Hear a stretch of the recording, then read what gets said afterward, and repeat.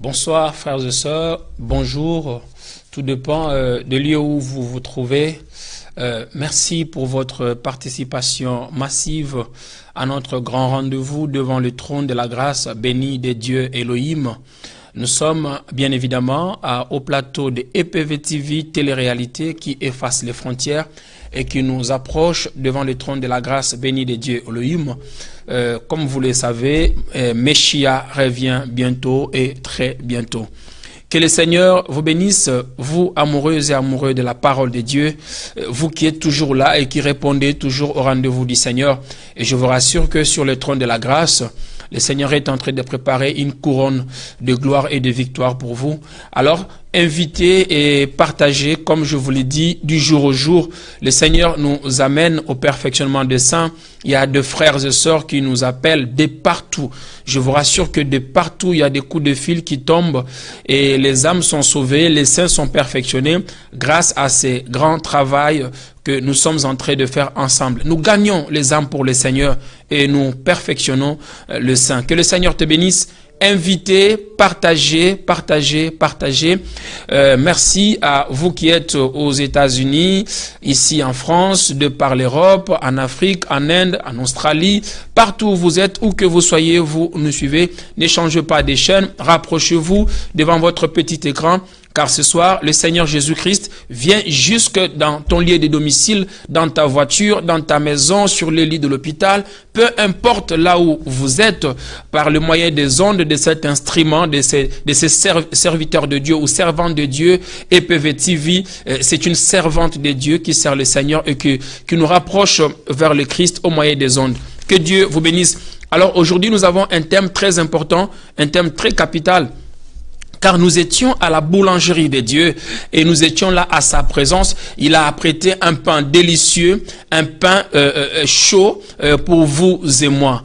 Alors ce soir, nous allons parler sur un thème très important tiré dans la nouvelle alliance, dans les 4 évangiles, dans le livre de Jean. Nous allons parler sur où trouver du vrai pain pour notre faim. Voyez-vous, où trouver du vrai pain pour notre faim. Alors partagez, invitez, rapprochez des amis. Et je vous ai toujours dit, celui qui ramène une âme, un pécheur à la bergerie, celui-là ouvre une multitude de péchés. Et le Seigneur, là où il est sur le trône de la grâce, vous savez, il y a un mystère. Celui qui est assis à la droite de Dieu le Père est le même que celui qui est assis sur le trône. Et celui-là, il sait mieux intercéder à ta faveur que quiconque. Donc, il a dit, si tu confesses son nom sur la terre des humains, sur la terre des hommes, lui aussi, là où il est assis sur son trône, il confesse aussi ton nom devant le trône de la grâce bénie de Dieu. Que le Seigneur vous bénisse. Et comme vous le savez, je le dis toujours, la Bible n'est pas un livre philosophique, la Bible n'est pas un livre culturel, mais la Bible est un livre spirituel qui ne souffre d'aucune culture. Cela veut dire que toutes les nationalités, toutes les langues, toutes les tribus, les ethnies se retrouvent dans la Bible. Chacun trouve son compte dans la Bible. Il est évident et important de savoir que l'heure que traverse l'Église, nous l'avions dit, notre Dieu est un Dieu qui vient au soir et marcher au milieu de ces 7 chandeliers d'or. Aujourd'hui, ce soir, le Saint-Esprit nous amène dans les eaux de l'inspiration profonde de l'histoire de la multiplication de pain de Jésus pour nourrir les 5000 hommes les femmes et les enfants.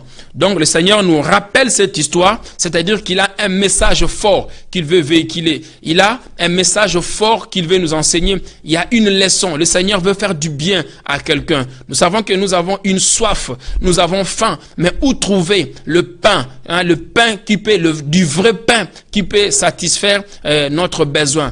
Voyez-vous, qui peut combler notre faim. Ainsi, nous avons tiré notre histoire sur le 4e évangile de Jean, chapitre 6, le verset 1 à 13. Ne change pas de chaîne et surtout restez attentionnés parce que nous sommes dans notre culte. Nous avons commencé notre culte d'adoration, la voix du conseiller.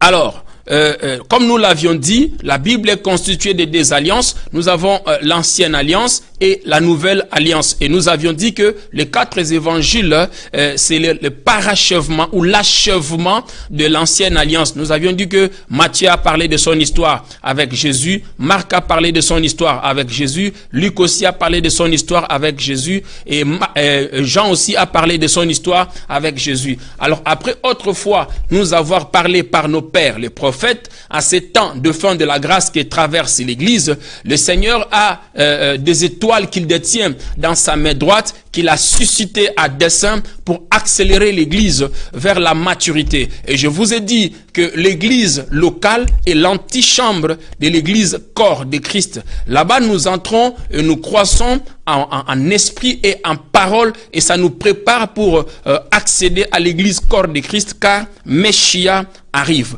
Alors, nous avions dit que l'apôtre Jean, un des disciples de Jésus appelé disciple devenu apôtre, lui aussi, il a relaté son histoire, son parcours avec Jésus-Christ. Donc son témoignage avec le Seigneur Jésus-Christ. Nous l'avions dit que les 4 livres de la Nouvelle Alliance ne sont pas le livre de la Nouvelle Alliance. Donc les 4 évangiles sont l'achèvement et l'achèvement en fait, l'achèvement de l'Ancienne Alliance. Parce que chaque personne relate son témoignage, son vécu, son histoire qu'il a passé avec le Seigneur Jésus-Christ.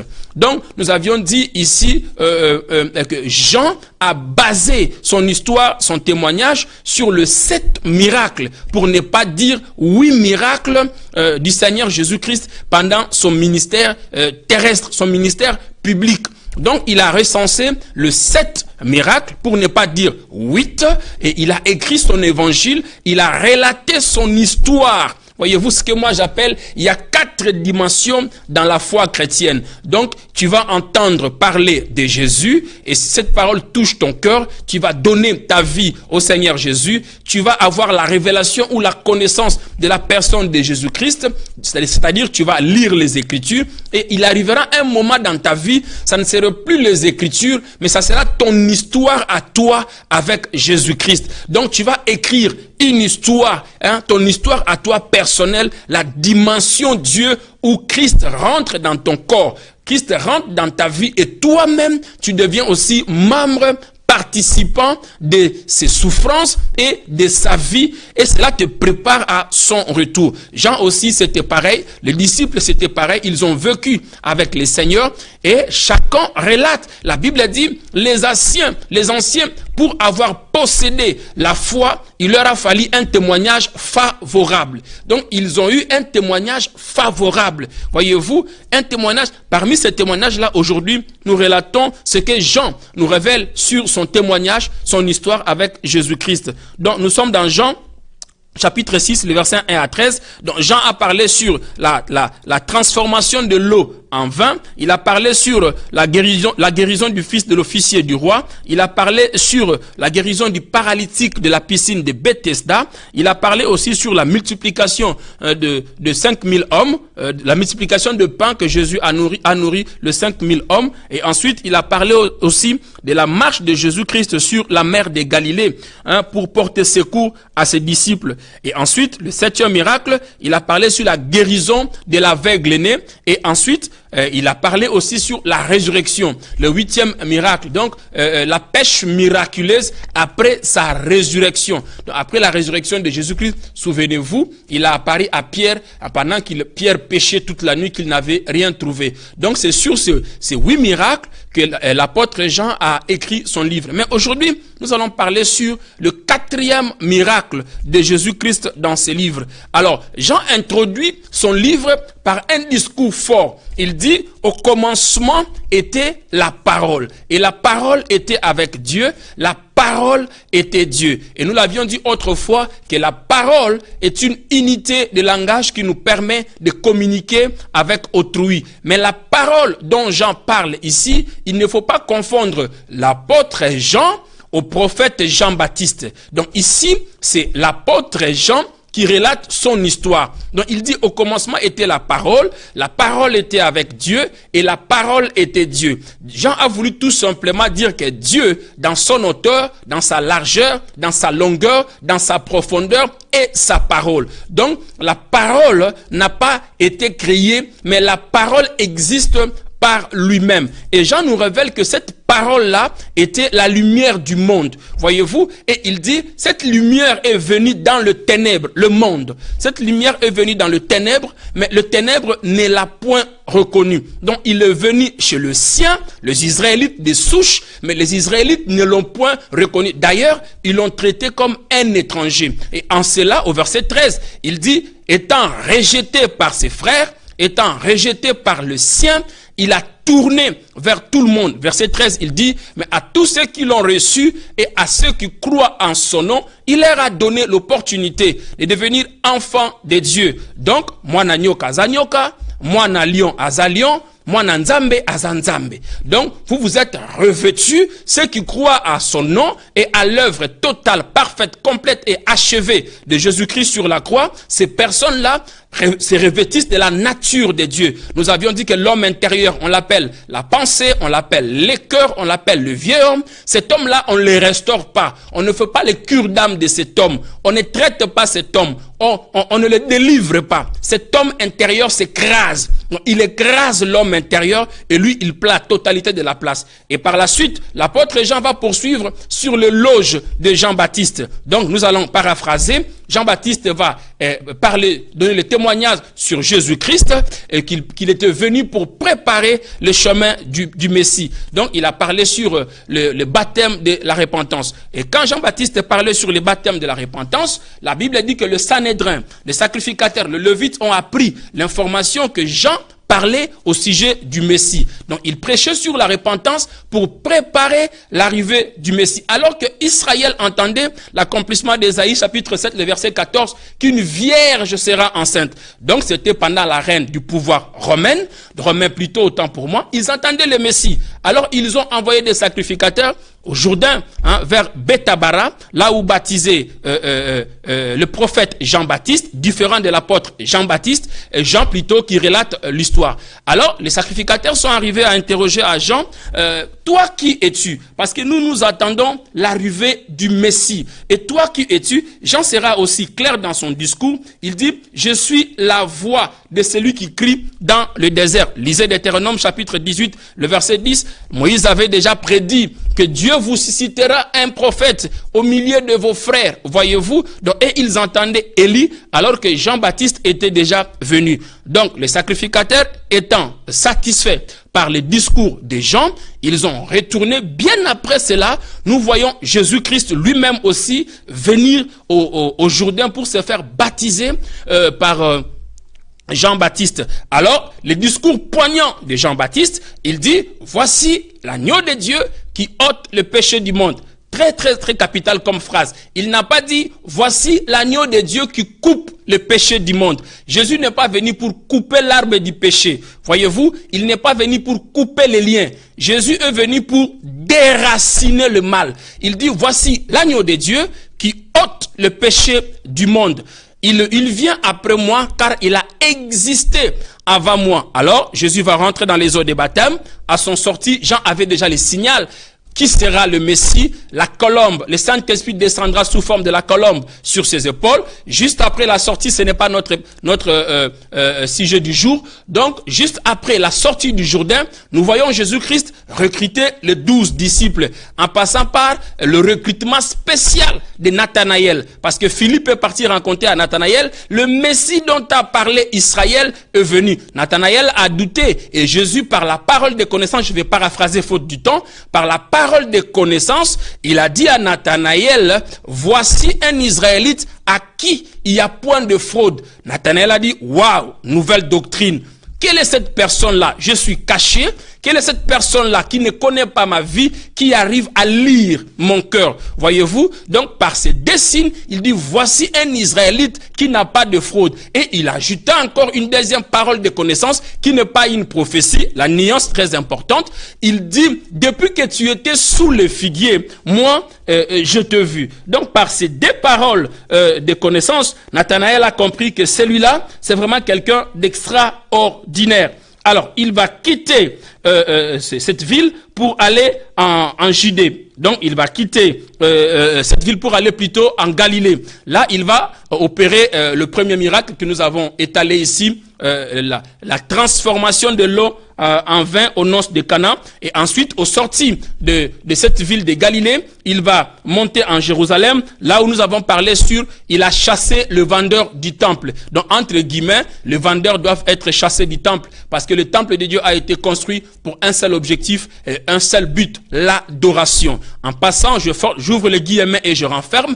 Lorsque tu es enfant de Dieu, la Bible dit ton corps devient le temple du Saint-Esprit. Donc, tu dois sentir le culte en toi. Jésus a chassé le vendeur du temple, parce que notre corps, étant le temple de Dieu, a été construit pour un seul but et une seule mission, l'adoration. Tu dois sentir en toi les goûts de la parole. Je dis que nous sommes dans la nouvelle alliance. Nous ne sommes pas dans l'ancienne alliance. Nous ne sommes pas au temps d'Adam et Ève. Nous ne sommes pas au temps de Noé. Nous ne sommes pas au temps de Moïse. Nous ne sommes pas au temps de l'ancienne alliance. Je l'ai dit 1000 fois que dans l'Ancien Testament, Dieu n'a pas travaillé avec des enfants. Ils étaient le peuple de Dieu et des serviteurs. Mais dans la nouvelle alliance, Jésus dira aux disciples, lorsque vous priez, déclarez notre Père. Cela suppose que si tu n'es pas fils et fille, toute ta prière est une abomination devant le trône de la grâce bénie. Donc c'est de par la relation, l'intimité qui est entre toi et le Père. La relation de paternité entre toi et le Père qui fait que ta prière soit agréée. Voilà, il a chassé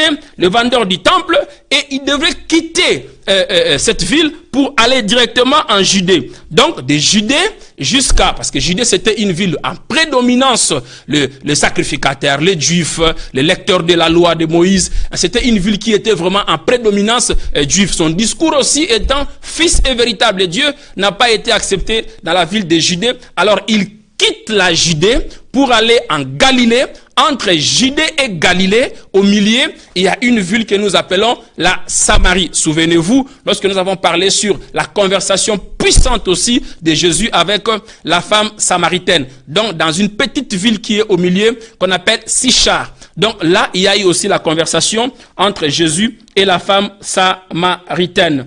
Donc, il a quitté, en passant par la Samarie, il arrive en Galilée. Après Galilée, alors il guérit l'officier, plutôt le fils de l'officier du roi. Et ensuite, après la guérison du fils de l'officier du roi, il guérit les paralytiques à la piscine de Bethesda, qui n'est pas notre sujet, mais nous en parlerons un autre jour. Et il déclare son égalité avec le Père. Il parle aussi le mystère de deux résurrections. Donc, à la voix du Père. Je vous ai dit que le jour des hommes existe. Tel que maintenant, nous sommes au jour des hommes. Donc, les hommes pensent que, comme nous sommes au jour des hommes, que le jour de Dieu n'arrivera pas. La Bible parle du grand jour de l'Éternel. Donc, après la guérison du fils de l'officier du roi, après la guérison du paralytique de la piscine de Bethesda, Jésus va affirmer sa divinité, voyez-vous, et il va parler du mystère de deux résurrections. Il parle de la résurrection de morts et de ceux qui sont en vie. Donc, les grands jours de l'Éternel arrivent. La Bible parle du grand jour de l'Éternel. Donc, souvenez-vous, l'enseignement sur le mystère, le culte d'adoration du trône de Dieu Elohim. Nous avions dit, là-bas sur le trône, j'ai entendu la voix des éclairs et des tonneurs. Mais dans la voix des éclairs et des tonnerres, il y a eu aussi l'arc-en-ciel qui sortait. Donc l'alliance de ceux qui sont sauvés, mais sur le trône, il n'y a pas seulement l'alliance, il n'y a pas seulement la grâce, mais il y a la voix des tonnerres et des éclairs. Ce qui signifie le jugement de Dieu arrive, raison pour laquelle nous avions dit où trouver du vrai pain pour satisfaire notre faim. Voyez-vous, pour combler notre faim. Alors quand Jésus va finir à affirmer sa divinité et donner beaucoup de témoignages sur sa divinité, il va quitter cette ville-là. Voyez-vous, il va quitter cette ville. Nous entrons directement au chapitre 6.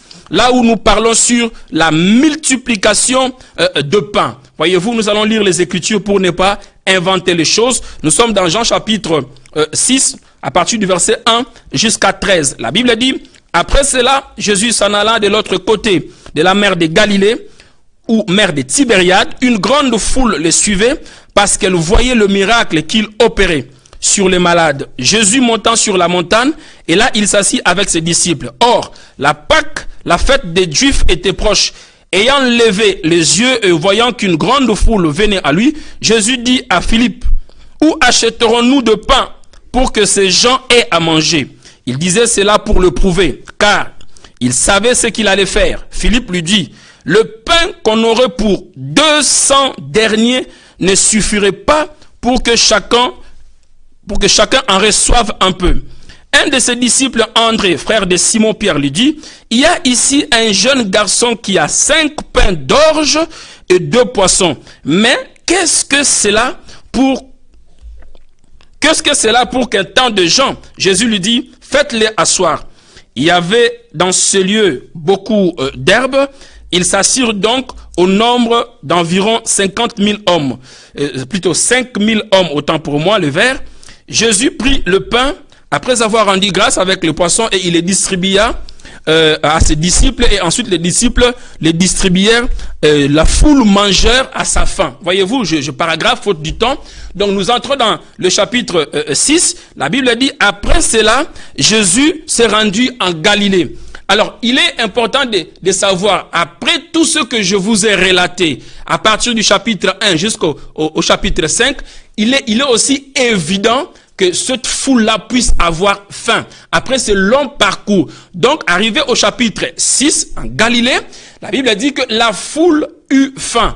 Et Jésus alla sur la grande montagne de la ville de Galilée. On dit après cela. L'après cela signifie que entre le chapitre 5 et le chapitre 6, il y a eu une période qui s'est écoulée, mais l'auteur, l'apôtre Jean, qui n'est pas le prophète Jean-Baptiste, il y a eu une période qui s'est écoulée entre le chapitre 5 et le chapitre 6. Mais la Bible s'est tue. La Bible ne nous a pas donné les détails et l'exactitude de cette période-là. Donc Jésus va se rendre dans cette ville. Après cela, il traversa de l'autre côté. C'est-à-dire quoi? Il a quitté le nord-ouest pour aller au sud-ouest. Plutôt, le nord-ouest pour aller au nord-est. Donc, il y avait la mer de Galilée. La mer de Galilée, on appelait ça aussi la mer de Tibériade. Parce que Tibériade était la capitale de la ville de Galilée. Et on a donné même le nom de cette ville au roi, parce que c'était à l'époque de la souveraineté romaine.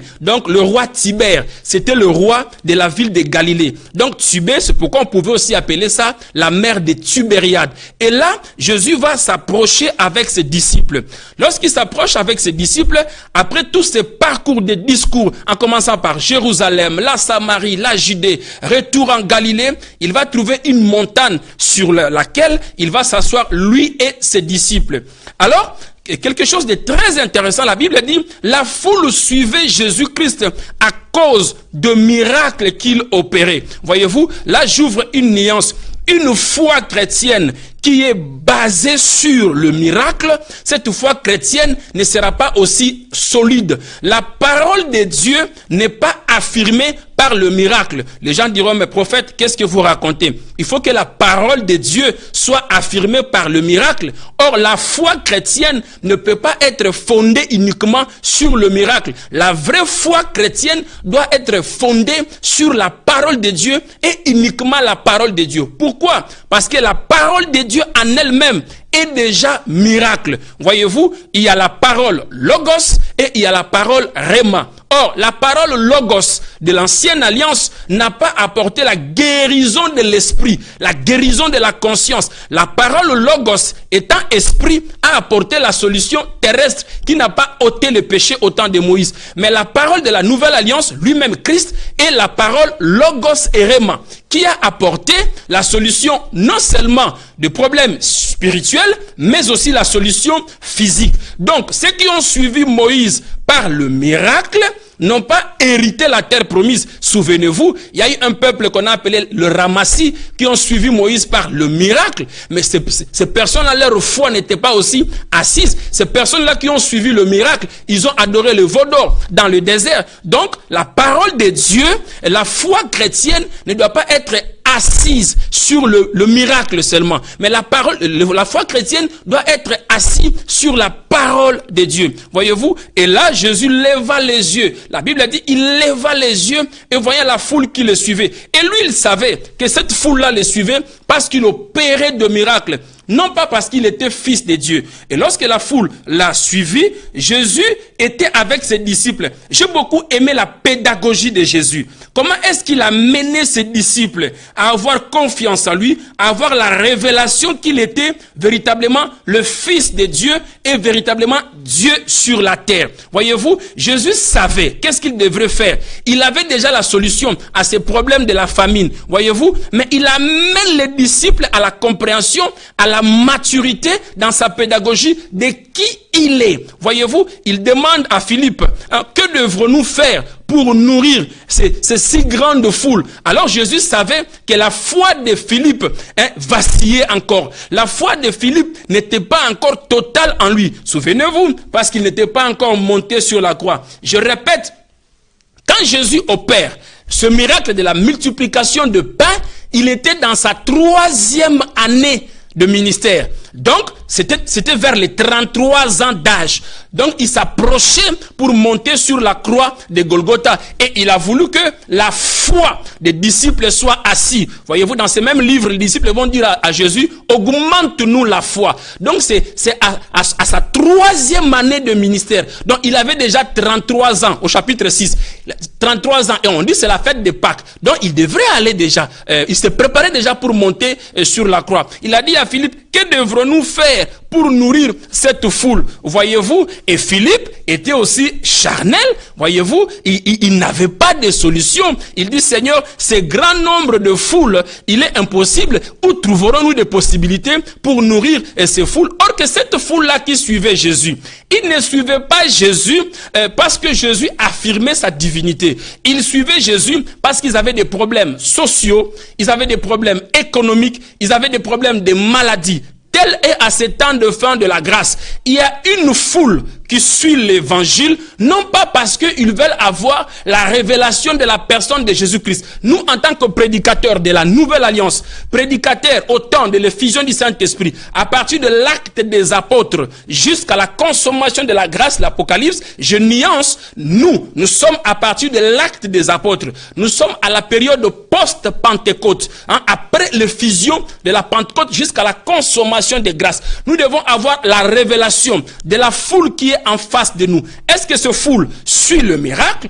ou bien ce foule suit pour connaître qui est Christ, la révélation de la personne de Jésus? Alors Philippe ne donnera pas une réponse satisfaisante à Jésus et la Bible dit là il y avait André, voyez-vous, frère de Simon-Pierre, et aussi ils habitaient Galilée, à côté de Bethsaïda. Voyez-vous, ils étaient de la même ville. Alors Pierre aussi va s'approcher à Jésus pour lui dire, écoutez, il est impossible. D'ailleurs, Pierre était encore plus charnel que Philippe, parce que Pierre dit, avec 200 deniers, tout de suite, il est allé dans le calcul, il dit, avec 200 deniers, il est difficile de nourrir une telle foule. Donc Jésus a voulu, par le miracle de la multiplication de pain, non seulement à amener les disciples qui étaient autour de lui, de comprendre qu'il est le Messie, qu'il peut aller au-delà de la capacité humaine. Donc le miracle qu'il opérait, là j'ouvre une parenthèse, toute prédication sur le miracle, tout enseignement sur la puissance qui n'amène pas l'âme de l'homme à la poubelle, appelée le pied de la croix de Jésus, cette prédication est dangereuse pour la foi. Voyez-vous, et cet enseignement sur la prospérité est dangereuse pour la foi. Donc, tous les miracles que Jésus faisait, il avait pour objectif dans sa pédagogie d'amener d'abord les disciples qui étaient avec lui à comprendre qui il était. Parce que la mission était de révéler sa personnalité en tant que Dieu dans la dispensation du Fils. Donc, il révélait qui il était et qui il était aussi par rapport à Dieu le Père. Alors là, la Bible dit, André a trouvé un petit garçon qui avait 5 pains et 2 poissons. Et ce petit garçon a manifesté ce qu'on appelle les dons de la générosité. Parce qu'il n'était pas obligé de donner ces 5 pains et ces 2 poissons. Aujourd'hui, le fait que ce petit garçon a manifesté les dons de la générosité, on parle de son nom dans le monde entier. Jusqu'aujourd'hui, la preuve, on parle de lui. Là, nous mettons en évidence le don de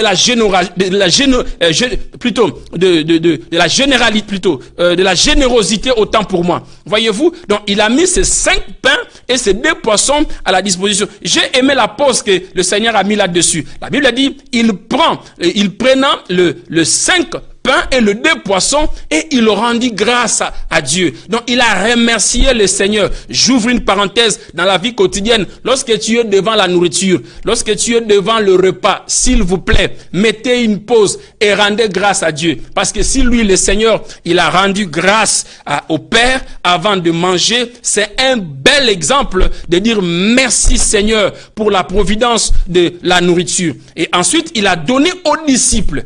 C'est très prophétique. Dans le ministère de Jésus-Christ, rien n'est laissé à une décision humaine. Tout est spirituel. Et cette spiritualité a des conséquences sur le physique. Donc lorsqu'il a multiplié le pain, il a rendu grâce, il a donné d'abord aux disciples. C'était la mission de Christ. Il a fallu d'abord que le disciple puisse avoir ce pain et ensuite le disciple devait redistribuer le pain à la foule. Voyez-vous? Donc, la mission de Christ, c'était que le pain de vie qu'il était lui-même, les disciples qui étaient avec lui, ils étaient le premier bénéficiaire d'abord de ce pain. Dans la foule, il parlait en parabole, mais dans l'intimité personnelle, il leur disait, il leur a pas été donné la grâce de comprendre le mystère, mais à vous, parce que vous avez été choisis et sélectionnés. Il a d'abord donné le pain aux 12 et ensuite les 12 ont redistribué le pain à la foule. La Bible dit, il y a eu un miracle qui s'est produit, la foule a mangé le pain à satiété. Voyez-vous, et cette nuit-là, Jésus a donné l'ordre aux 12 disciples, ramasser les morceaux de pain qui sont restés. L'importance de la gestion. Jésus n'a pas voulu le gaspillage. Dieu n'est pas un Dieu de gaspillage. Et quand ils ont ramassé, il y a eu encore 12 paniers pleins. Alors, la foule qui était avec lui, voyant ces miracles qu'il avait opérés, ils ont voulu les glorifier. Voyez-vous, ils ont voulu lui proclamer roi avant le temps. Jésus était sage parce qu'il était Dieu. Il avait la sagesse. Il n'avait pas la sagesse, plutôt autant pour moi, mais il est la sagesse. Pour ne pas dire à ce temps, il était la sagesse. Il a compris que la foule a voulu lui donner la gloire avant le temps. Juste après ce miracle, c'est là que Jésus marcha sur la mer de Galilée. Donc il a quitté le nord-ouest de Galilée pour aller au nord-est de Galilée. Donc la nuit, la Bible dit, ça s'est passé la nuit. La nuit, les gens l'ont vu monter sur la montagne. Alors que les gens l'ont vu monter sur la montagne, le lendemain, on le retrouve dans l'autre côté des rives du nord-est de la ville de Galilée. C'est là qu'il a marché sur les eaux. Alors, ce qui est intéressant, la foule qui a mangé le pain, le pain et le poisson, ils sont rentrés chez eux, au lieu de rentrer avec la révélation de celui qui les a nourris du pain, mais ils sont rentrés avec la pensée du pain qu'ils avaient mangé. Voyez-vous, pour eux, ils voyaient la satisfaction de leurs besoins naturels. Mais Jésus, par ces miracles, visait leur salut. Voyez-vous, visait leur satisfaction intérieure, spirituelle. Le lendemain matin, La Bible dit le lendemain matin, la foule est revenue au même endroit où se trouvaient Jésus et ses disciples avec le soif de manger encore du pain, le pain physique. Donc, et ils venaient pour le soif du pain physique. Combien de personnes viennent à l'église aujourd'hui, à l'heure où nous sommes, pour le pain physique? Combien viennent à l'église non seulement pour avoir la révélation de Jésus-Christ, mais parce qu'ils ont des problèmes sociaux? Combien suivent les prophètes parce qu'ils ont des problèmes de délivrance? Combien suivent les pasteurs parce qu'ils ont des problèmes de maladie? C'était pareil avec cette foule. Cette foule s'est revenue demain matin à la même heure dans le lieu où se trouvaient Jésus et ses disciples. Voyez-vous? Donc pour trouver la satisfaction de leurs problèmes dans la chair, de leurs problèmes sociaux, de leurs problèmes du travail, de leurs problèmes de la famine économique. Et nous voyons ces choses réellement. Ça se reproduit exactement aujourd'hui à l'église. Voyez-vous? Donc l'église est devenue comme un étalage, un rayon de vente. Lorsque la personne vient, il voit qu'ici il ne trouve pas les mariages. On étale les mariages, la prospérité, le travail, les contrats, la délivrance. Et lorsque la personne ne trouve pas son produit sur l'étalage, c'est tout à fait naturel qu'il sorte de cette boutique pour aller dans une autre boutique. Mais Jésus savait qu'il les suivait, pas parce qu'il était fils de Dieu, mais il les suivait pour satisfaire leurs besoins charnels. Alors il a quitté la gloire qu'on lui a voulu lui donner. Combien des hommes de Dieu, combien de serfs, y compris nous-mêmes les prophètes, ont pris la place de la gloire, alors que Christ, le Messie, pouvait bien profiter de cette circonstance pour affirmer sa divinité, sa gloire. Il ne tirait pas sa gloire aux éloges des hommes, parce qu'il savait que ce n'était pas les hommes qui devraient lui déclarer roi, mais c'était Dieu le Père lui-même, après l'accomplissement de l'œuvre de la croix. Donc il a quitté maintenant Galilée, il est allé à Capernaum. Donc lorsqu'il a traversé la ville, il est allé à Capernaum. Alors là, les disciples aussi ont pris une barque, parce qu'ils lui ont cherché, ils l'ont pas trouvé. Ils ont pris la barque dans la mer. Je vous rassure, je ne vais pas rentrer dans les détails pour vous donner les détails de la mer de Galilée. La mer de Galilée est plus puissante que l'océan Atlantique. Je ne vais pas rentrer dans les détails, c'était des miracles. Ils ont pris la barque, ils ont traversé la mer de Galilée, l'océan. Alors, ils ont vu quelqu'un sur la mer. Ils ont cru que c'était un fantôme. Ce n'est pas le mystère que nous allons ouvrir aujourd'hui. La marche de Jésus sur la mer de Galilée. Il est allé de l'autre côté, de nord-est de Galilée. Et là, comme les gens avaient tellement soif, non une soif spirituelle, mais parce qu'ils avaient des problèmes. C'est comme ça que le peuple de Dieu suit dans les croisades, ils viennent dans des églises locales parce que ils ont des problèmes. Ils ne suivaient pas Jésus pour un problème spirituel. Ils suivaient Jésus pour satisfaire un problème socio-politico-économique. Ils avaient faim. Ils avaient des problèmes. On peut dire qu'il y avait la crise économique. Il y avait la grève de faim. Alors le pain que Jésus leur a donné les a attirés. Et ils ont suivi Jésus. Ils ont pris même le risque à cause du pain. Ils ont pris le risque de traverser la mer de Galilée à cause du pain. Ils ont traversé. Arrivé de l'autre côté, Jésus le voyait venir. Il savait que ce peuple-là le suivait, non parce qu'il était Dieu, mais parce qu'il voulait le pain. Et Jésus va leur dire, je sais que vous ne me suivez pas parce que je fais le miracle, mais vous me suivez parce que je vous ai donné du pain à manger. Voyez-vous? Et là, Jésus va encore réaffirmer sa divinité, qu'il est le Fils de Dieu. Hein? Voyez-vous? Cherchez plutôt. Jésus va leur dire un discours très poignant. Jésus va les réprimer. C'était une réprimande en fait. Jésus leur dit, je sais que vous ne me suivez pas parce que je vous ai fait un miracle, je vous ai montré un miracle, mais vous me suivez parce que vous avez eu du pain à manger. Voyez-vous? Donc Jésus va encore réaffirmer sa divinité à cette foule. Et il va leur dire, travaillez non pas pour la nourriture physique. Voyez-vous? Donc les gens vivaient par cette phrase-là. Jésus va leur dire, c'est comme si vous ne vivez que pour le corps. Donc Jésus, j'ouvre bien cette parenthèse-là. Jésus va leur dire, je sais que vous me suivez pas parce que je fais le miracle, mais parce que vous avez mangé du pain. Jésus va leur dire, ne travaillez pas seulement pour la nourriture. Qu'est-ce que cette phrase veut dire? Jésus a voulu leur dire, c'est comme si vous ne vivez que comme des hommes qui n'ont que le corps. Voyez-vous? Vous vivez comme si vous n'avez que le corps. C'était ça. La réprimande de Jésus. Ne travaillez pas seulement pour la nourriture. C'est la phrase qui est sortie de la bouche du Christ. Jésus a voulu leur dire, c'est comme si vous voulez vous dire que vous n'avez que le corps. Donc ces personnes-là ne vivaient que pour la chair. Ils ne vivaient que pour les biens matériels. Ils ne vivaient que pour satisfaire les besoins charnels. Et Jésus a amené à leur conscience, mais attention, vous n'avez pas que le corps. Voyez-vous, ne travaillez pas seulement pour la nourriture. Ne travaillez pas seulement, non pas seulement pour la nourriture. Donc, le fait qu'ils avaient l'âme et l'esprit échappés à leur conscience. Combien de personnes aujourd'hui, moins encore ici en Occident, qui ne travaillent que pour satisfaire les besoins charnels? Tu dors avec la pensée de se réveiller à 5 heures du matin. À 4 heures déjà, le sommeil est fini. Parce que, caillou, tu dois aller au boulot. Donc, combien de personnes ne travaillent que pour satisfaire leurs besoins charnels? Jésus leur a dit, ne travaillez pas seulement pour la nourriture. Donc, Jésus a voulu leur rappeler, vous n'êtes pas que le corps, mais vous êtes corps, âme et esprit. Voyez-vous? Et par là, Jésus affirme encore sa divinité. Il dit, je suis le pain de vie descendu du ciel. Cette fois-ci, ce n'est plus le pain que je vous ai donné de l'autre côté, mais cette fois-ci, c'est moi-même. Celui qui mangera de ce corps et boira de mon sang qui est le vieux breuvage, celui-là aura la vie éternelle. Voyez-vous? Donc, la foule va répliquer pour donner la réponse à Jésus. Si tu es le pain de vie, alors donnez-nous de ce pain de vie. Donc, quand il réclamait ce pain de vie, il voyait toujours le pain physique. Alors que Jésus parlait du pain spirituel. Alors la foule va lui poser des questions. Si vraiment, quel miracle peux-tu opérer pour nous affirmer réellement que toi, tu es le pain de vie. Toi, tu es le sceau de Dieu. Je vais bien lire ces versets. C'est très très important. Nous sommes dans 6 à partir du verset 27.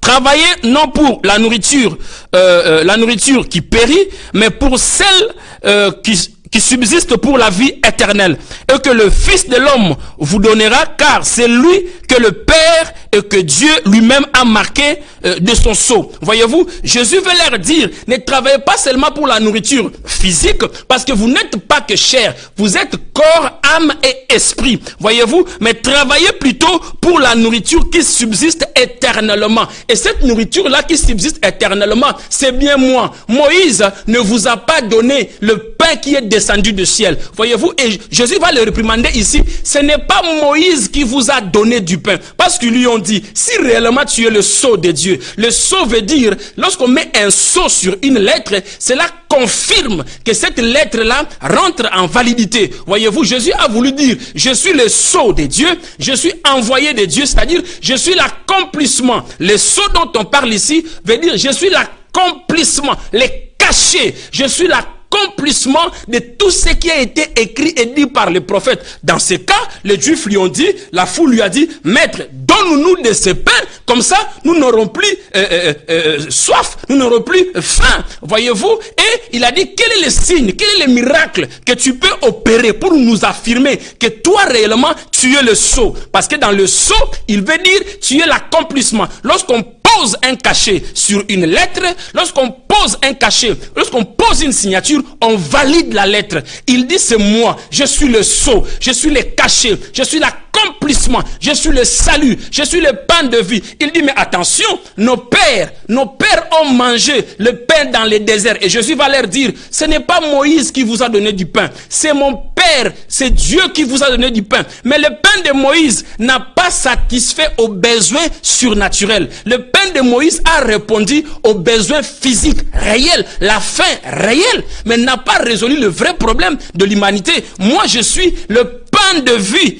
Voyez-vous, je suis le pain de vie descendu du ciel, brisé en rançon pour le salut de quiconque croit. C'est ce que le Seigneur a voulu leur dire. Au verset 28, ils lui dirent, que devons-nous faire pour accomplir les œuvres de Dieu? Jésus leur répondit, l'œuvre de Dieu, c'est que vous croyez en celui qui l'a envoyé. Voyez-vous? Donc par là, maintenant il dit, mais attention, ce n'est plus question de manger le pain physique, mais il s'agit de moi. Vous êtes corps, âme et esprit. Il n'ignorait pas que si le corps est satisfait, l'esprit doit être aussi satisfait. Le verset 30, il dit, quel miracle fais-tu donc? Lui dirent-ils, afin que nous le voyions que nous croyons en toi, que fais-tu? Nos pères ont mangé la manne dans les déserts. Selon ce qui est écrit, il leur a donné le pain de ciel à manger. Jésus leur dit, en vérité, je vous le dis, Moïse ne vous a pas donné du pain du ciel, mais mon Père vous donne le vrai pain du ciel. Donc, cela veut dire, le pain de Moïse a satisfait aux besoins physiques. Mais le pain de Christ, non seulement les besoins physiques, mais cela apporte le salut dans l'âme, l'esprit et corps de l'homme. 33, il dit, le pain de Dieu, c'est celui qui descend du ciel et qui donne la vie au monde. Voyez-vous, par là, Jésus a voulu leur dire, il ne s'agit plus maintenant du pain que vous avez mangé, mais il s'agit de ma propre vie. Donc, je le distribue en rançon pour l'humanité. Il ne s'agit pas seulement de courir derrière le pain physique, il ne s'agit pas seulement de courir derrière le bien de ce monde, il ne s'agit pas seulement de venir à l'église pour satisfaire les problèmes sociaux, politico-économiques, mais il s'agit du salut des âmes. Souvenez-vous, dans Matthieu 4 ou 5, si je n'abuse pas, il a dit au serpent, au diable qu'il est tenté, l'homme ne vivra pas seulement du pain, mais de toute parole qui sort de la bouche de l'Éternel. Le verset 34, il lui dit, Seigneur, donne-nous toujours ce pain. Voyez-vous, cela veut dire quoi? Par là, nous comprenons que l'être humain est toujours lié à l'adoration. En tout cas, s'il n'adore pas Dieu, il va adorer autre chose. Voyez-vous, il dit, Maître, donne-nous toujours de ce pain. Par anticipation, nous pouvons dire pour que nous ne puissions plus avoir faim. Parce que ils ont mangé le pain de l'autre côté, mais après ils ont eu encore faim. Cela suppose que dans l'esprit, il y a une insatisfaction. Il dit, Maître, donne-nous toujours ce pain. Voyez-vous? Donc l'être humain cherche toujours une place dans l'éternité. L'être humain est toujours lié à l'adoration. S'il n'adore pas Dieu, il va adorer de l'argent. S'il n'adore pas de l'argent, il va adorer les habits. En tout cas, il est lié à une adoration. Le verset 34, il lui dit, Seigneur, donne-nous toujours de ce pain. 35, Jésus leur dit, je suis le pain de vie. Celui qui vient à moi n'aura jamais faim. Et celui qui croit en moi n'aura jamais soif. Mais je vous l'ai dit, vous m'avez vu et vous ne croyez pas. Tous ceux que le Père me donne viendront à moi et je ne le mettrai pas dehors. Celui qui vient à moi, car je suis descendu du ciel pour faire non ma volonté, mais la volonté de celui qui m'a envoyé. Or, la volonté de celui qui m'a envoyé, c'est que je ne perde aucun de ce qu'il m'a donné, mais le ressusciter au dernier jour. La volonté de mon Père, c'est que quiconque voit le Fils et croit en lui ait la vie éternelle. Je le ressusciterai au dernier jour. Voyez-vous, on dit par là encore les disciples le fouillèrent. Il dit, mais Mouta Komindoki, maintenant s'il faut manger son corps et manger son sang, c'est devenu la sorcellerie. Voyez-vous? Donc par là, Jésus a voulu affirmer que cette fois-ci, c'est ma vie. C'est à moi que vous devez croire. Voyez-vous? C'est à moi. Je vous distribue mon corps et ma vie pour le salut. Celui qui croit à mes œuvres, non seulement ses appétits physiques seront satisfaits, mais aussi le salut intérieur. Voyez-vous? Donc, c'était le message de ce soir. Nous allons clôturer par là. Je récapitule cette petite exhortation. Par là, nous voulons dire, Jésus, par la multiplication de pain qu'il a nourri les 5000 hommes, il a voulu dire par là qu'il ne s'agit pas seulement de corps physique. L'être humain n'a pas seulement le physique. Vous me suivez non pas parce que je vous ai donné la nourriture, mais vous me suivez parce que vous voulez manger. Vous me suivez non pas parce que je fais le miracle, mais vous me suivez parce que vous avez faim. Et vous n'avez pas que le corps. Jésus a voulu ramener l'être humain au salut du corps, âme et esprit. Voyez-vous, votre faim n'est pas que physique, mais votre faim est aussi spirituelle. Donc la racine de ces problèmes était spirituelle. C'est pourquoi à la fin il dit, cette fois-ci, je suis le pain de vie descendu du ciel. Donc Moïse ne vous a pas donné du pain, c'est plutôt mon Père qui vous a donné le pain.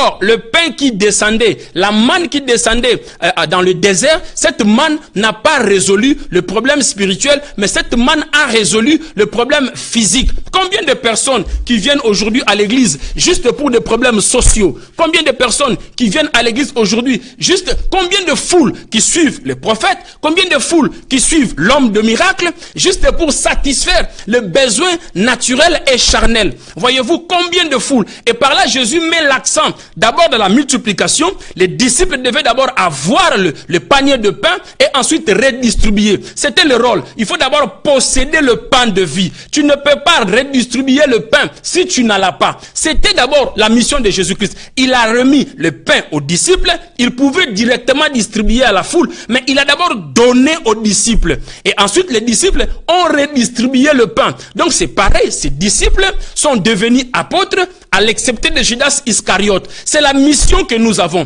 Je vous dis, nous sommes dans la nouvelle alliance. Le message est christocentrique. Jésus-Christ au centre de l'église. Donc avant de redistribuer le pain à la foule, tu dois avoir les paniers. Voyez-vous, tu dois avoir les dépôts. Jésus venant sur la terre pour sauver l'humanité, il avait une vision des disciples. Il voyait le salut de l'humanité par ses disciples. Donc il a communiqué la vision de faire des nations de disciples à ses disciples d'abord. Et les disciples avaient pour mission et aussi à leur tour de refaire les disciples. Paul aussi, dans sa dernière mission, lorsqu'il a tiré sa dernière mission en Asie mineure, il a découvert un jeune qu'on appelait Timothée. Il a fait aussi de ce Timothée un disciple et il lui a remis le dépôt. Et il lui a dit, garde le dépôt. À ton tour aussi, confie-le à des hommes capables et fidèles, capables de retransmettre. Donc, il avait une vision de disciple-là. Tu ne peux pas faire des disciples si tu n'as pas toi-même le panier et le pain. Voyez, parce que dans ces messages ici, nous avons entendu beaucoup de théories. Les paniers sur qui encore? Et lorsqu'on parle de paniers sur qui encore, les gens disent que mon mariage sur qui encore? Lorsque le panier va arriver, j'aurai mon mariage. Lorsque le panier va arriver, alors que le panier de Jésus-Christ était différent du panier de l'ancienne alliance. Qu'est-ce que nous n'avons pas entendu à propos de la multiplication? Les paniers sur qui encore? Mon mariage arrive. Les paniers sur qui encore? Ma bénédiction arrive. Les paniers sur qui encore? Les paniers que Jésus a fait circuler, c'était d'abord pour le salut de l'âme. Voyez-vous, c'était pour le salut. Et dans les églises, nous voyons ça. Lorsqu'on dit les paniers sur qui encore, l'humain, l'être humain voit toujours le côté physique, voit toujours le côté corps, voit toujours le côté satisfaction de ses besoins sociaux. Voyez-vous, les paniers sur qui encore? J'aurai mon mari. Les paniers sur qui encore? J'aurai mon contrat de travail. Nous ne sommes pas contre ces choses-là, mais nous voyons ici clairement quand Jésus a traversé la mer de Galilée, la foule l'a suivi parce que la foule avait besoin de satisfaire un besoin naturel. Et Jésus va leur dire, vous ne me suivez pas parce que je fais le miracle, mais vous me suivez parce que je vous ai donné à manger. Et Jésus a voulu leur faire comprendre à l'homme. Et là, j'interpelle la conscience de l'église. L'homme n'est pas seulement un être charnel. L'homme n'a pas que le corps. L'homme est corps, esprit et âme. Le Seigneur a visé le salut de l'âme, le salut de l'être intérieur. Voyez-vous? Et par la suite, nous l'avions vu quand il a dit, cette fois-ci, celui qui veut avoir la vie, qu'il mange mon corps et qu'il boive mon sang. La foule s'est dilapidée. Voyez-vous? Seuls les appelés qui sont restés avec Jésus-Christ, la foule s'est dilapidée et ils lui ont dit, mais montre-nous un miracle. Confirme-nous que tu es le Seigneur. Opère-nous quel miracle. Moïse nous a donné la manne. On a cru qu'il était avec Dieu. Mais toi, quel miracle? Opère-nous un miracle. Ainsi, la foule d'aujourd'hui demande le miracle. C'est le discours que les hommes de Dieu doivent avoir après avoir opéré le miracle. Après avoir satisfait un besoin charnel. Après avoir guéri un paralytique. Après avoir prié pour la prospérité. Après avoir prié pour les malades. Nous devons avoir le discours de Jésus. Voyez-vous, lorsqu'il a multiplié le pain, lorsqu'il a guéri les paralytiques, lorsqu'il a guéri des malades, lorsqu'il a chassé des démons, après il a tenu un discours poignant sur lui. Cette fois-ci, je suis le pain de vie descendu du ciel. Voyez-vous, quand Jésus dit « Je suis le pain de vie », cela veut dire quoi? Jésus se met au même titre d'égalité que le Père. Quel est cet être humain qui peut être en mesure de satisfaire la faim du monde entier?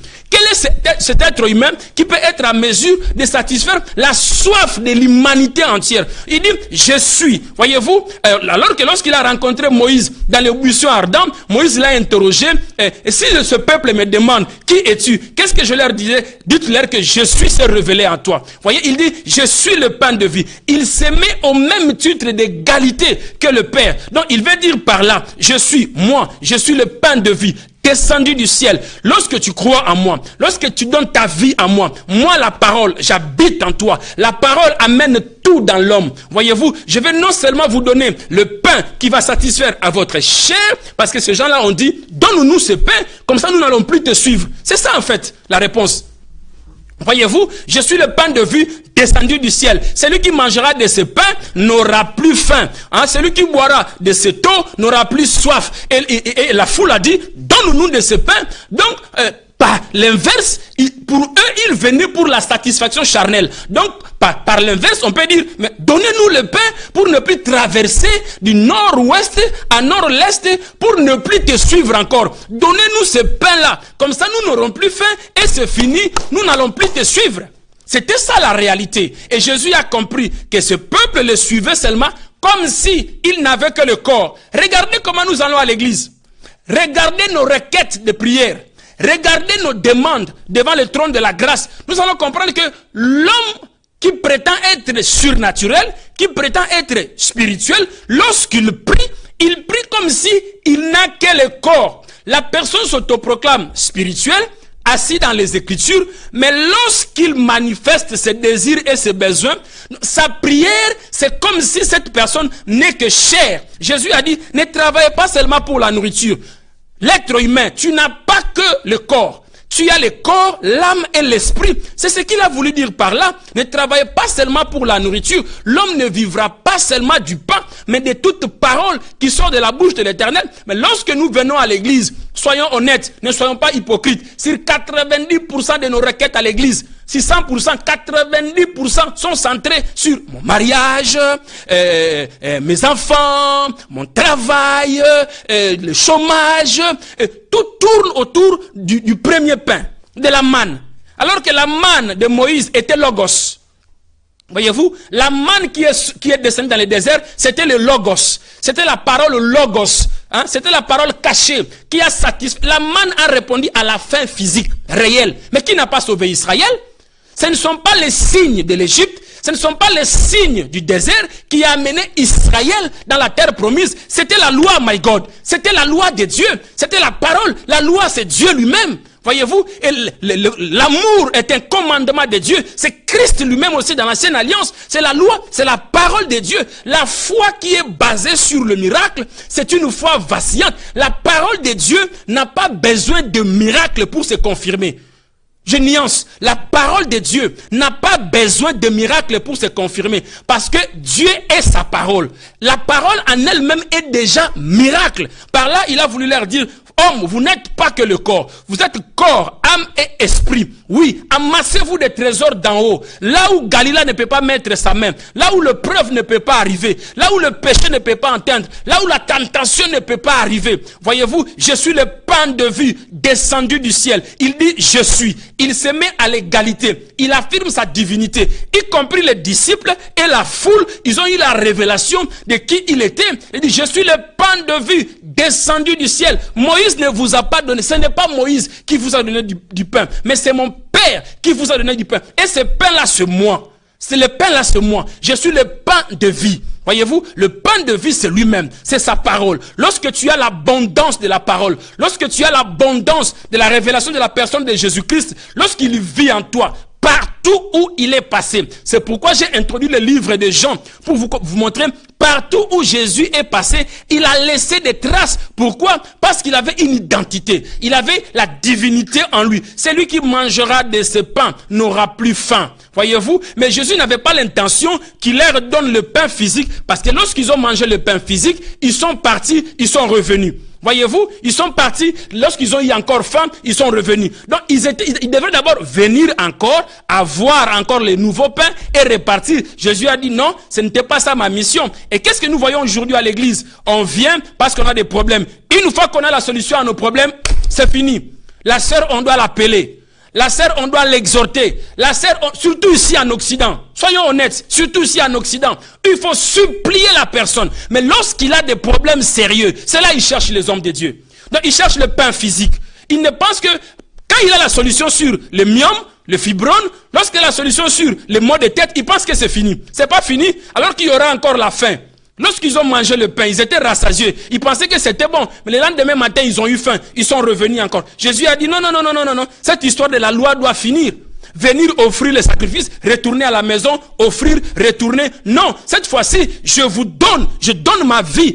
Je dois vivre en vous. Je dois demeurer en vous. Voyez-vous, c'était ça l'objectif. C'est l'objectif de l'église corps de Christ. D'être en relation, en communion, de manger le corps, de devenir participant de souffrance et de la résurrection de Christ, avoir le rément de la vie de David. Voyez-vous, donc participer à ses souffrances et à sa résurrection. Je suis le pain de vie descendu du ciel. Celui qui mangera de ce pain n'aura plus faim, et celui qui boira mon sang, il sera sauvé. Jésus a voulu par là révéler le salut. Voyez-vous, et là je nuance encore, si ce petit garçon-là, si ce petit garçon avait gardé ses 5 pains et ses 2 poissons, le miracle peut-être n'aurait pas été... S'il pouvait manger ça lui-même, ça n'allait pas satisfaire non seulement lui et toute la foule. Il a fallu qu'il présente ses 5 pains et ses 2 poissons pour que le miracle soit effectif. Je t'interpelle aussi, le pain que tu as, distribue-le aux autres, afin que la grande foule s'approche du trône de la grâce béni de Dieu Elohim. Que le Seigneur vous bénisse, vous qui avez suivi cette émission. Partagez, invitez, ne gardez pas cela pour vous-même. Sauvez une sœur, sauvez un frère et sauvez une famille. Que le Seigneur vous bénisse. C'était votre humble serviteur, le prophète Luvunga Moïse Damien du Centre missionnaire évangélique Montagne de Sinaï, cité de la révélation de Jésus-Christ. Et très bientôt, vous aurez aussi des invitations pour ceux qui veulent venir adorer avec nous. Nous sommes à Bobigny, sur le métro Bobigny-Pantin-Raymond Queneau. Que le Seigneur vous bénisse. Merci au pasteur Constant qui était à la technique, qui a fait un travail considérable, et à Maman Nadine Efwanga qui fait un travail aussi remarquable. Que le Seigneur se souvienne de ces couples. Dieu vous bénisse. Au revoir.